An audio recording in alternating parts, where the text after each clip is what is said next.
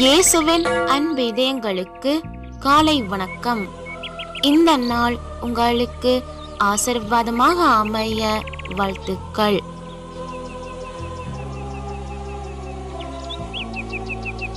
இப்போதைய நாளுக்கான ஆசீர்வாத இறைவசனம் 2 தீமோத்தேயு அதிகாரம் 4 இறை வார்த்தை 18.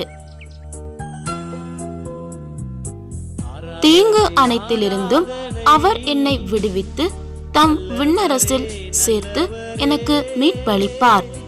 அவருக்கே என்றென்றும் மாட்சி உரித்தாக. அற்புதமே அதிசயமே